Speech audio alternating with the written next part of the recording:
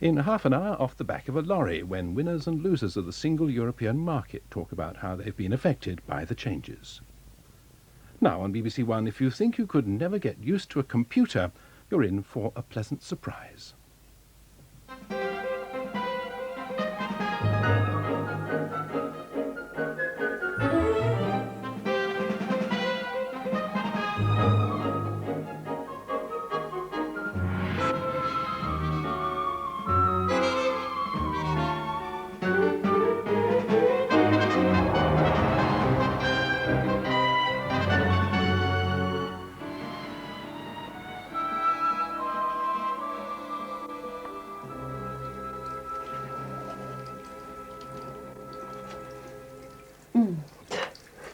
Relations have not improved between me and the person I call my lodger, who describes herself as my flatmate, but who's known to public and press alike as Scorpion Lady.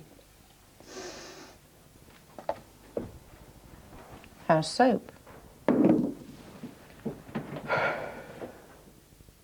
People wear carnations at weddings.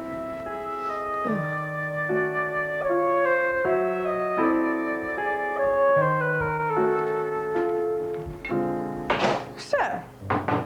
I retaliate as best I can by keeping the kitchen in a pleasantly distressed condition and strategically placing small but lethal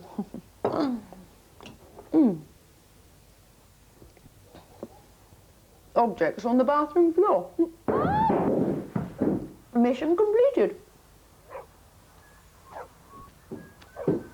Coffee? Oh. One. Who's it for? You. Can I have it?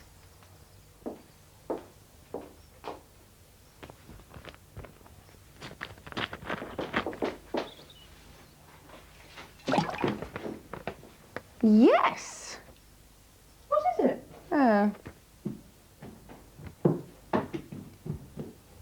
Sally?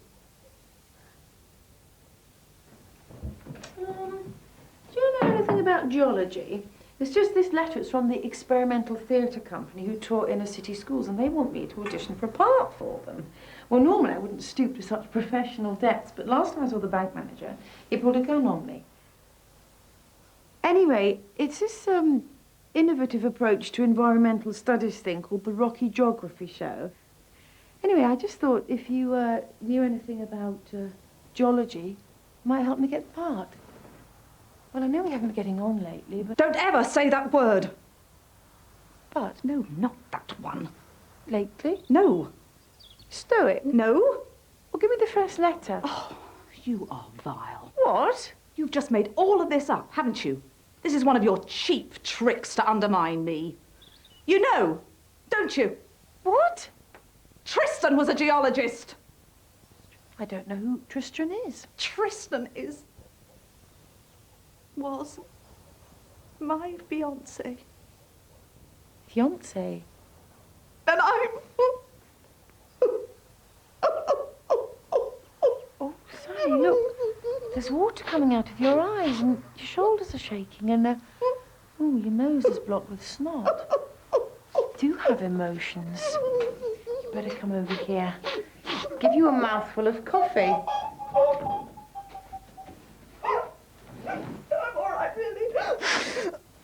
I am under control. Could you breathe more normally? It's then? just when you mentioned that word, geology. I know, something sort of snapped inside. I read Julie Cooper novels as well. Oh, you've got no idea. I have. Barry left me too, remember? Oh, yes. I was forgetting. Oh, look, Helen, this is stupid. We shouldn't be fighting all the time, you and I. We've got so much in common. We should be friends. Absolutely. Distant friends who write to each other every other year. I've got to go to work. Let's have a dinner party. I could invite all my friends and you could invite all your acquaintances. Do it properly. We could have a takeaway. A takeaway? Takeaway? Oh, no, please. Let me cook something really special. I've got all of Elizabeth David's recipes on computer. It takes the computer just 2 seconds. Your computer can cook? Well, no, but it can devise the perfect menu. Does it eat it as well? Oh, trust me, Helen, you really are quite paranoid about that computer, aren't you? Leave everything to me. And look, I'm sorry I got myself into a bit of a state. If you really want to find out about geology, I can use my computer to get information from database libraries. Your computer? Sally, I'd rather die. Oh, good morning. My name's Sally Bell. I've got an appointment with Bruce Alcock at 10 o'clock, but I'm a bit early. I actually fancy doing a bit of shopping first, so could I perhaps meet him back here at 10 o'clock? No problem. I'll let him know. Thanks very much. Managing Information by Sally Bell. The next time you do the family shopping for the week, think about what's involved in a big supermarket chain keeping its shelves full, so you always have the range of choice you expect.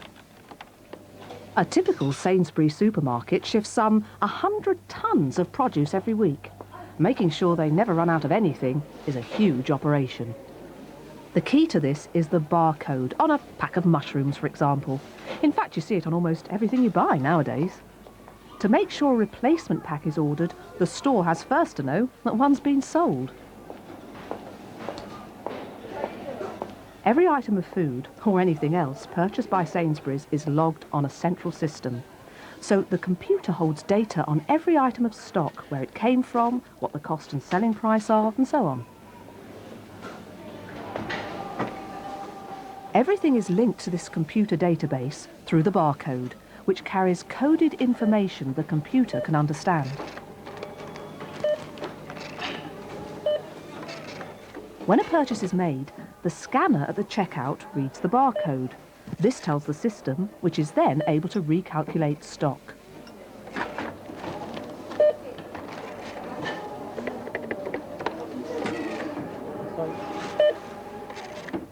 The same data also gives valuable sales and marketing information as a spin-off. Trends in buying patterns and choices, what's selling well, and so on.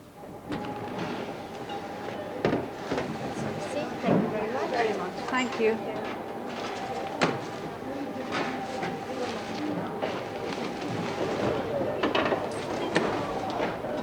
Hello, Sally Bell. Yes? Bruce Alcock. Oh, how do you Pleased to meet do? you.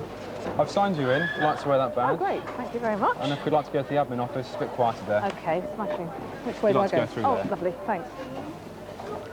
I was just thinking, as I was queuing up, you know, I've seen a great difference in shopping at supermarkets with the use of barcodes, because as a customer, it's so much easier for me, and I can see what I've bought at the end of the day.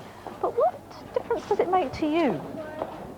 Well, it's a vast subject, but overall, it aids us with our ordering. All the scan data is used. Yeah.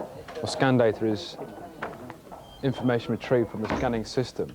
That's actually on the cash out desk. That's right. Yeah. Now, the system records what we've sold, okay, by obviously recording from the barcode. Yeah. It also records reductions. We keep the information up here. Now, going on from this information, Just get my pad out while you're talking. now, this will give us a sales profile. So, for instance, let's use mushrooms, because I bought some today for a meal that I'm doing, and let's say if you wanted to order your mushrooms for this week, how do you set about doing that? Right, let's just turn to mushrooms. Mushrooms here, we've got button mushrooms here. Yeah. Head office will send us down what we call a branch order profile. We know it as a boss 2, but it actually profiles our weekly order. It's, What does boss 2 mean? it's a branch order system. Oh, right, okay. Yeah. Okay. Yeah. And that actually will profile our orders throughout the week. Uh-huh. Now, that's their recommended order. Mm-hmm. Okay, that's known as the weekly order. When you say profile, you mean it gives you how much you should be ordering each day and Each how day, that varies that's right, yes. according to weekdays, weekends? That's right. It's a percentage breakdown Uh-huh. over the week. Right. The produce manager will then relate that information with the scan data and other variables, and he can then adjust on a daily basis. We order day 1 for 3, i.e. we order on a Monday for Wednesday. He will then as we say, adjust the orders onto the BOS2, Right. which Angela now is polling, well, we should say entering into the system. That is then transmitted to the centre. Oh, now I'm going there this afternoon, so I'll probably see the other side You'll of it probably see it happening. coming up through, Yeah, yes. Yeah. It sounds to me that the actual computer is giving you a lot of information, but there's still a human factor in here, and that's what I'm particularly interested in my articles. There's always a variable in it. Yes. So it's really up to you to use that information and then make your own decisions out of that. Also, the produce manager will use this system, and obviously with the, as an important tradesman skill to it. It's quite a hands-on department. Sure. You've got to know your onions, sort of thing. Sort really. of thing, yes. Where's the box? The what? The big wooden box used to stand over there, had drawers in it with bits of cardboard, and then when you went like that, they'd fall all over the floor, and then a woman would come and take your library ticket off you. Oh, the catalogue. Oh, we don't have one of those anymore. It's all on computer database these days. Oh, blimey, another one. Well, could you tell me where the books on geology are, please? What aspect of geology? Rocks? Well, let's have a look, shall we? It's over here. Don't be frightened. I'm not frightened. I'm just dissenting. No, it really is marvellous now it's all on database. I mean, access time is down to 1/10 of what it used to be, and you would not believe the cross-referencing potential. And it not only tells you what book you want, it tells you whether it's on the shelf, out to a borrower, or on loan to another library. It really is the most exciting innovation in librarianship since... Can I ask you a question? Go on, anything. Do you have any sort of sex life? I mean, on the most rudimentary level. I'm a married man. Does your wife know? Look, just tell me where the books on geology are. Well, let's ask the database, shall we? All you do is choose a subject and enter. It really is incredible. It's microchip madness. It's a disease. It's taken over and you don't even realise it. I thought you wanted to know about rocks. No, I'll ask the old codgers instead. Arthur and Jim will fix it. And by the way, that's the last time I put any money in your senior citizens' books on wheels box. And don't you forget it.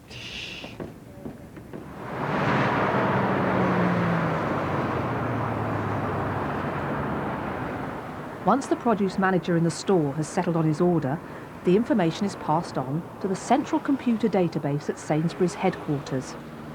What happens next was described to me by Chris Montagnon, who is in charge of all their information technology. Sally Bell? Yes. How do you do? I'm Chris Montagnon. Oh, hello, Chris. Pleased to meet you. It's a pleasure. I gather you've come to see what we do at the centre, That's having right. been to one of our stores this To morning. Alberton this morning. Right. Tremendous. And made a purchase. Well, yes, I've got an important dinner party tomorrow, so I couldn't resist getting quite a lot of things. I'm glad to see you spent some money. Yes, I did. This is the room where we have the people who run the computers that actually collect the data from the stores, where I think you've already been. Oh, right, yes, we did talk about that at Alberton this morning. So really, what I want to do is I want to sort of connect the whole system up. I'm writing an article, and I thought that a good way in would be to sort of borrow a box of mushrooms. Right. And see how that works from the moment that I buy it to the next replacement box of mushrooms being back on the shelf in Alberton again. Okay, well, it begins, as you say, with you actually making a purchase, and obviously you saw it scanned over the till, and that records the data of how much we've sold of not only those mushrooms, but all the products and those mushrooms that we sell during the day. From the barcode. From the barcode, Yeah. yes, and that data is added together and is actually captured through centrally here in these computers here. And then from that information, we create the report, which again I think you saw the produce manager in the store yes, using. Bruce had. And that data then tries to predict what it is we're going to sell in the future. So it gives him some suggested order for his product in terms of replacing it. Yes, he was sort of saying it's sort of more advice. I mean, it's strong advice, but It's- then he can make... It's strong advice, but obviously, depending on the weather and what's going on in his particular store, he'll need to use his judgment to actually modify that recommended order. So he does that, and then his clerks enter that data into the computer during the day. And in the case of mushrooms, by 2:30 in the afternoon, they've actually got to have confirmed that that's the order they want to make for not tomorrow, but the day after. That's the mushrooms they're going to sell 3 days out from where they currently are. Yeah. Then we collect all those orders from all those stores, we put them into the computer at the centre, and we add them all up, and then we pass the information to the buyers who are based here at head office. And they look at the total orders and they say, is this reasonable? Because they have additional information about what promotions might be coming on, etc., etc. And they will possibly modify the total order and they will also look at what the order is compared to what they know the various suppliers have. Let's go through it. So Yes. With the flats as far as Pixie is concerned, you're going to taking it away from Middlebrook, yeah? Yeah. You're actually going to give it to Pixie now, except for the Sunday. Yeah, okay. Okay. On the catch rate flow, because otherwise they won't be able to handle the initial volume for the promotion. Okay, fine. All right. Yep. So they then may do two things: modify the total order. They may give that order to a different set of suppliers than they had perhaps initially thought they might. Oh, right. And then by approximately 4 o'clock, all that's done, so all those orders have come to the centre, and the people have looked at them, and they've decided where we're going to get these mushrooms from. And then those orders are sent, again from the computer, over something called electronic data interchange, which is like a computer post box, really. We send the orders off to this post box, and the supplier uses his computer, or his personal computer, to access that post box and take the data back again, and that is his order for delivering mushrooms.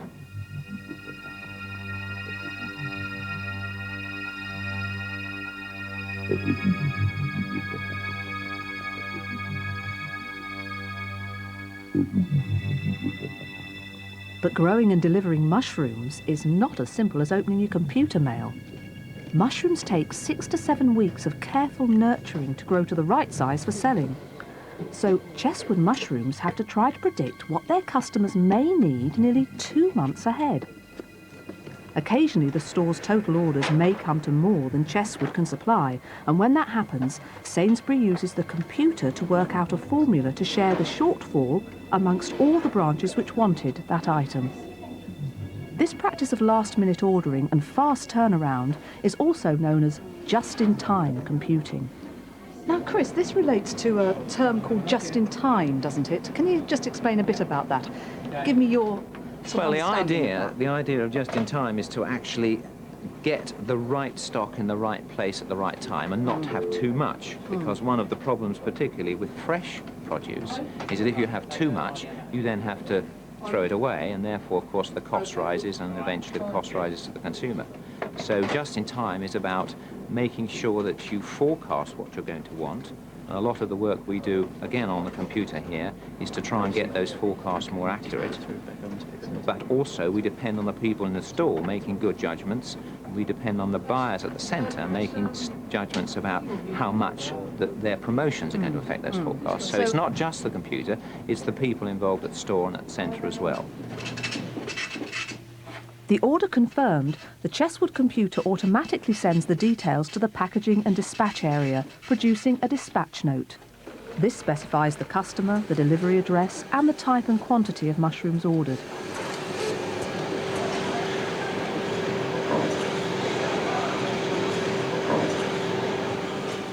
The mushrooms are, within a few hours, gathered, packed, and loaded onto the lorry. That order isn't delivered to the branch, it's actually delivered to the depot, because we've added them all up and related them to a depot order. So the guy then actually obviously picks them, packs them, and he does that overnight and the following day, because by day 2 in this process, he's supposed to deliver his stock, his mushrooms, to the depot where the order on which we placed the order. And that's supposed to happen by 8 o'clock in the evening.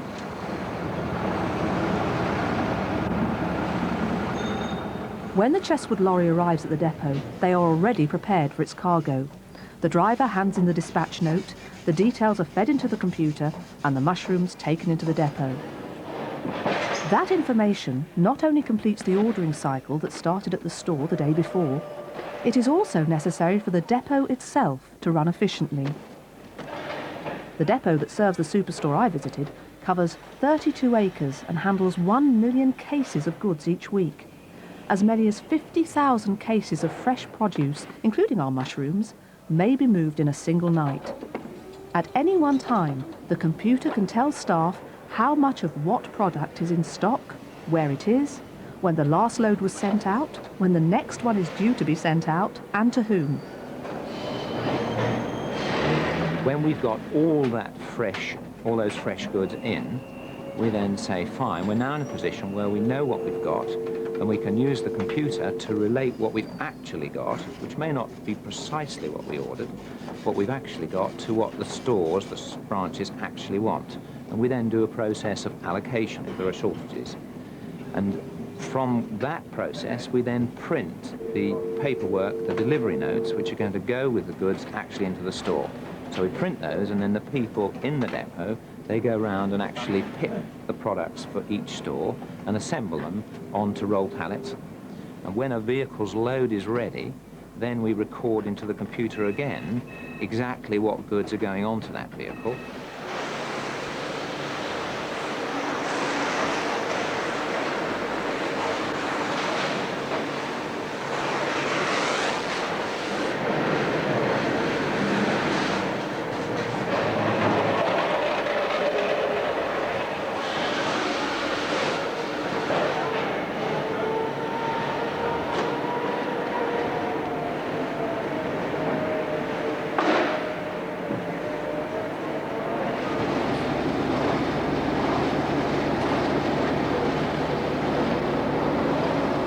And normally this process is such that the vehicle is leaving the depot about midnight.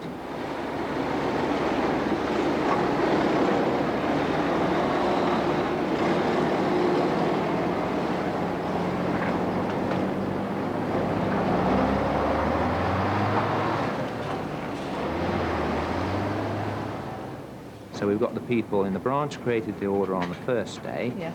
It goes at the end of that night to the supplier.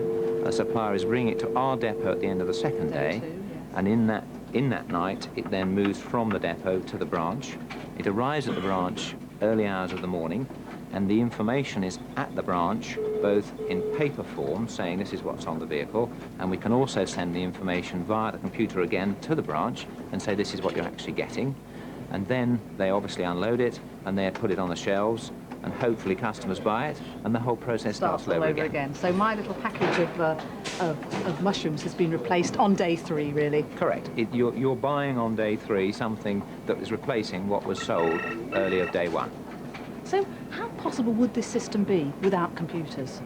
We certainly would never get the time, the shortness of time between placing the orders and delivering to the store, and the customer therefore getting a fresh product. And as you can see at the moment, the product moves from supplier to store within 24 hours. And we would not be able to do that whole cycle in anything like the short time without the help of the computers. What is it then? Cassoulet de Toulouse à la ménagère avec sauce au vin de Médoc.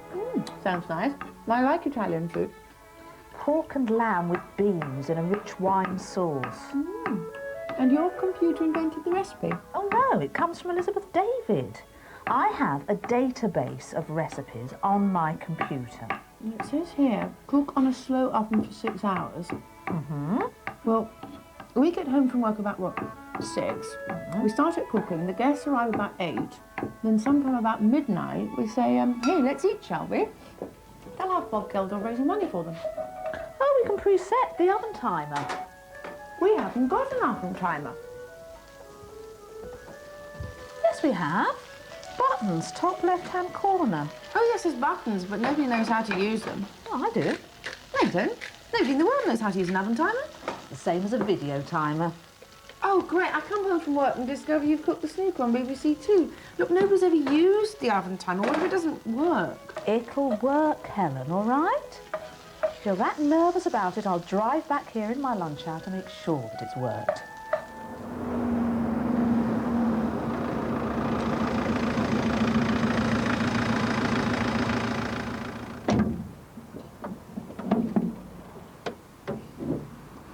Right, would you like to spin the car over, please? Right. You've got a hole in the side of your engine down here. Oh, dear. Any chance of you repairing that now? I'm afraid there isn't, no. Well, I am a member of the breakdown service, so presumably you can tow me or something to the nearest garage or get a breakdown van or something, and I'll get a taxi home, 'cause it's not looking too No good, trouble. is it? No trouble. I'll go and arrange it for you now. Right, OK. Oh! Roger, standing by. OK, is that sorted? Yes, the garage is on its way. Oh, brilliant. Oh, of course, you're computerised now, aren't you? I wondered why you were so quick. Has that made a big difference? Oh, it has, yeah. Now it can give us all the other little bits of information, like the vehicle stuck down an alleyway off the road that you've given us.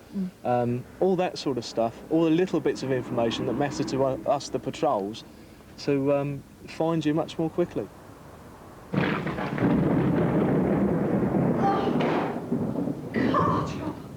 No buses, no taxis. I've just had to walk all the way home. Look, I'm going to grab a quick shower and change. Oh, there's a nice, lovely ambience to the room. Oh, did you check the oven? I couldn't get back at lunchtime, but the man from the RAC promised me that timer would work. Sally, Yes? the candles. Power cut. Oh.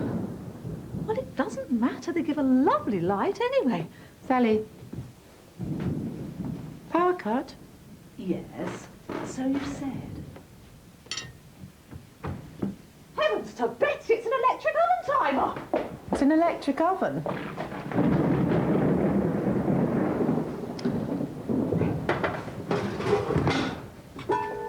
Oh. Well, we'll just have to give them something cold. Oh, yeah, help yourself to another lump of raw pork, anyone? Rather eat the silverware. We'll do what I said we'd do in the first place. Passage to India, just 3 minutes from this cinema, the finest Indian cuisine with free at-home delivery, just a phone call away, unless the phone's bust. The phone's bust. Thunderstorm. What do we do? Well, obviously it's time for me to take control of the situation. You see, Helen, and let this be a lesson to you. If you are a fully equipped member of the information technology generation, a little thing like a thunderstorm need not interrupt your social pleasures. What was that number? I told you it's just down the road. No, I need the number. Well, if our phone's out, it's not unlikely that theirs will be also. Yes, well, they're not the only takeaway in the city, are they? I've got a full list programmed into my electronic organiser. Suddenly, lumps of raw pork seem incredibly appetising. All major roads are still blocked and traffic at a standstill. And now let's hear the city news. They're not coming then. Well, we might as well eat some of this stuff where there's still some warmth left in it. I'm not very hungry anymore. Well, there's some work I could be getting on with. On your computer? Got batteries, have you? Hooray! No, stay, don't go. Let's eat this stuff. Have a nice evening in. I've got work to do. Don't you know how to have an evening in without your computer? Come on. Come on. Over here.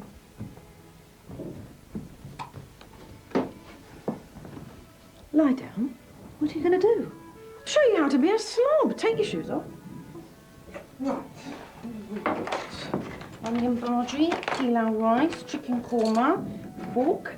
Place bits of food precariously over the sofa in your chest. Oh, but it'll all spill. There'll be crumbs. That's what it's supposed to do. Lie down. Meanwhile, I press the remote with my foot. To the southwest of Iceland. And here at Funny man in beard. no doubt that I'm standing on hot ground. Geology. Southwest. I'm a cliff base. I've climbed up to the top of a Tristan. spatter cone Sorry, I that was forgot. formed in 1724. No, it's all right. Part of the We'll watch Fisher it. swarm marks the position of the I'm all right now. mid-Atlantic ridge on land in Iceland. Black basalt lava has been erupted from this fissure several times during the last 12 years. Today it's a basalt landscape, a land of ice, a land of fire, a land of water.